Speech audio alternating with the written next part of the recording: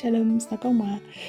Pendant que je suis dans la vigne, je vais, puis que c'est le barda, je vais faire un arrangement floral pour ma porte de passage avec la vigne qui me reste et je vais faire 2 loupes.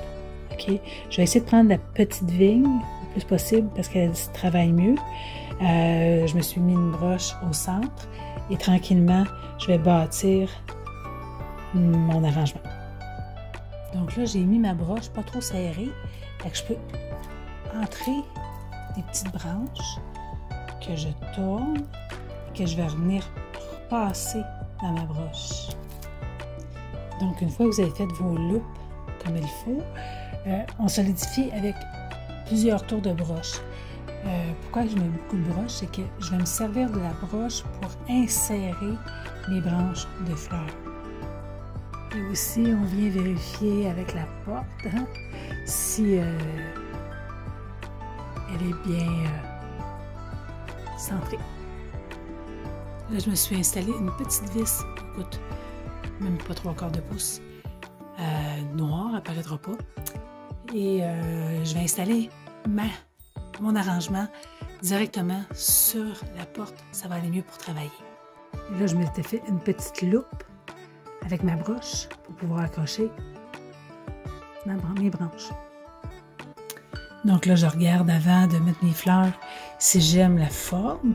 Puis là, j'aime bien ça, je l'ai mis un peu penché. Tu sais, je ne l'ai pas mis pour que ça donne comme vraiment plus gracieux. Et je vais aller chercher mes fleurs qui me restent. Donc là, tu sais, je ne mettrai pas de fleurs ici. Ça, c'est comme mes branches vont dépasser. Je vais juste faire le contour de mes loupes. OK? Et comme j'ai dit, je coupe mes branches et j'ai tout simplement inséré dans ma broche et ça devrait tenir. Je continue avec 2 mains. Donc là, j'ai pris mon bunch de marguerite orange brûlée et je vais couper la branche courte, peut-être à 3 pouces. OK? Je les ai entrés. Si on a de la difficulté, parce que là, je veux qu'ils fassent comme qu'ils ressortent. OK? Mais si on a de la difficulté, on peut prendre de la colle chaude.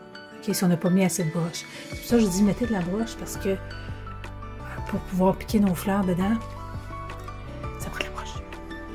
Et pour pouvoir la diriger où est-ce que je la veux, bien, je vais tourner ma broche. Et quand je vais la piquer, elle va aller où est-ce que je veux. Oups, finalement, j'ai eu de la visite. Je l'avais presque fini, puis j'ai eu la visite. Je n'ai pas pu vous le filmer. Donc, voici l'arrangement final. En tout cas, il est à mon goût.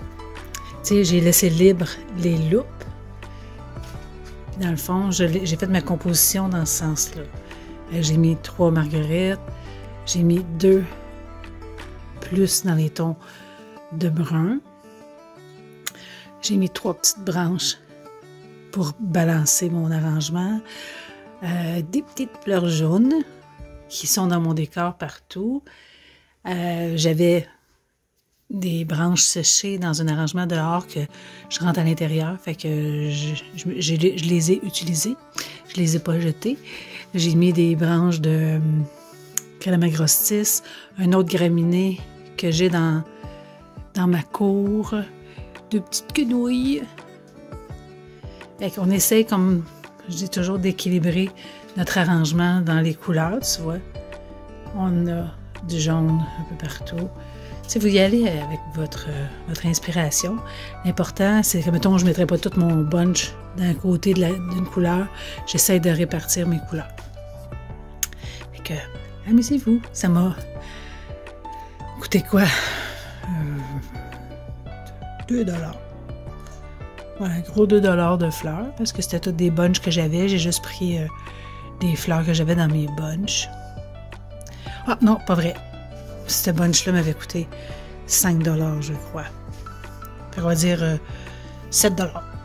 On va faire un arrangement. Fait que, vu que j'ai pris des choses qui étaient encore dans mon jardin.